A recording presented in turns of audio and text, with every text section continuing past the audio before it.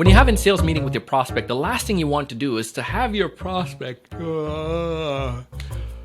want to make that meeting fun and exciting. You don't want to make it boring where they're yawning. You want to make them looking forward to what you have to say. And on today's episode, we're going to talk about some strategies. My guest is going to share with you what you can do to make sure you have effective meetings. Meetings are not boring. You're going to love this one. Hey, everyone. Welcome to another great episode of the Sales Evangelist podcast. I'm so excited to be here with you today. My name is Donald C. Kelly, the Sales Evangelist, and I'm so excited for another great episode. I'm excited to be here with you today. And on this episode, we're going to talk to you, about how we can make sure we have effective sales meeting. My friend Alex is going to bring some insights. Not only Alex has also led teams, he's also worked in the capacity of a sales professional, and he's also have the opportunity to be able to do his own thing where he has some entrepreneurial skills. So from an entrepreneur, from a sales leader, and a sales rep standpoint, he's going to bring some stuff to the table that can definitely help you as a seller. Whether you're brand new, you've been selling for 30, 45 years, we can all make our meetings more effective. Speaking about more effective, if you're watching this video for the first time or listening to our podcast, please go ahead and subscribe. It would just go a long way. I would greatly appreciate that. Anyways, let's go ahead and dive in and listen to the things that Alex has to share. When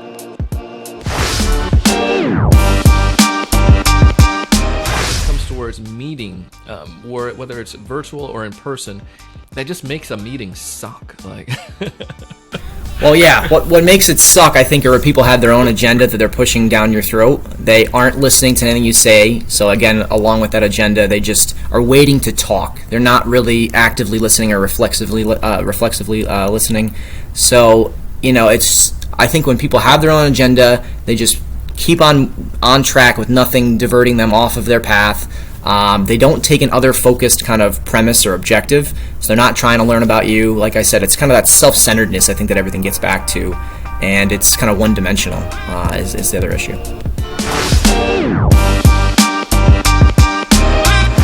The things that make a meeting effective, besides the self-centeredness and not listening, what are some of those, maybe a few points that you can help us understand to better off our sales meetings? Sure. So, I'll just give you a little background. So, my area is very complex selling. It's usually 6 to 24 month cycles.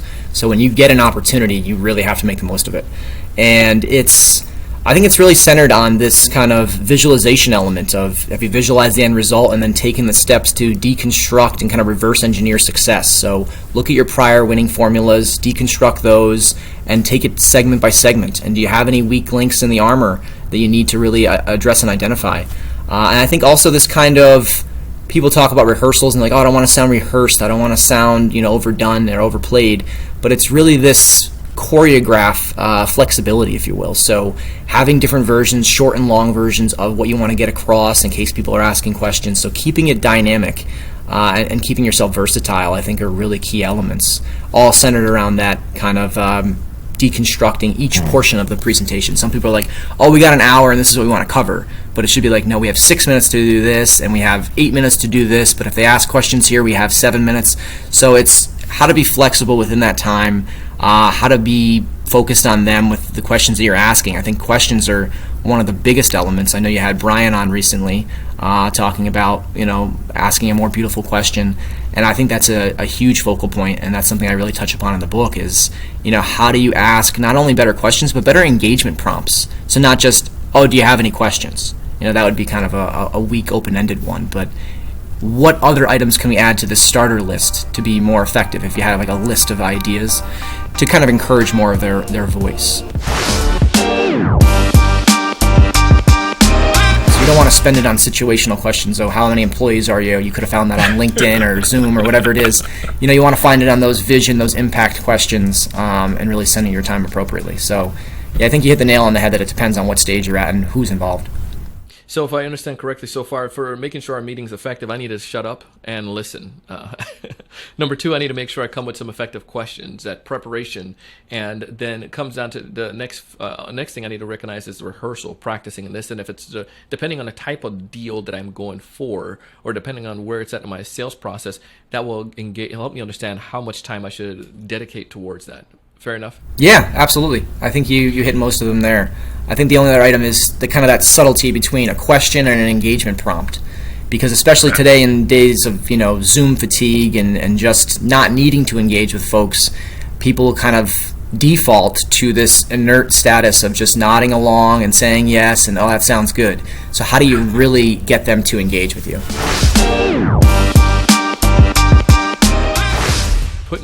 If I have a 60-minute meeting and I come prepared with 40 minutes worth of my stuff, then, or at least prompt or guide, we have some fillers in there because we know things are going to come up, especially when you get to the executive level, right? Yeah, and it's not only just preparing the material for 40 or 50 minutes and then having some questions. Think about where you can put those engagement prompts or questions within your material. So it's not just all at the end and then all of a sudden you're relying on them to talk for 15 to 20 minutes when they might not want to all at the end. To make sure I have effective meetings with my prospects. Anything else that you can think about that we didn't cover? I think you touched upon it right there, and when you're talking about fulfillment. So fulfillment, meaning, purpose, I mean, these are the things that guide our life, and some people find it in their job, some people don't, but I think what you need to get back is just not treating people as a role or as a project, manager. Start thinking about how you can make this project for them success both personally and professionally. What are the KPIs or metrics that matter that their measurement is based on, and how can you help enable their opportunities? So don't think about it just as the kind of here and now and the very, I guess you could say, transient points of the project. Think about the longer term impact that you can have for that person and that organization. So to recap here, we talked about visualizing, we talked about the idea of the rehearsal, the questions, making sure we have engagement prompts. We talked about the idea of coming back with purpose, making sure we can have that. If we have all of those embodied together and we put this into the mind of one of the little sellers that's out there, they will be able to have more engaging meetings. Alex, you gave us a lot of great information today. If folks out there listening, if there's one major piece of advice you want them to get, what's that one major walkaway or takeaway item that you want them to leave with? I would say, especially in complex sales, just making sure that you're spending your time proportionately. So the finalist meeting, if that's the biggest area for you like it is for me, then put your time in there. Don't leave any stones unturned. If you're not bordering on something that is just tedious and tiresome, then you probably haven't pushed far enough. And that's really the big area of meeting effectiveness and preparation for me.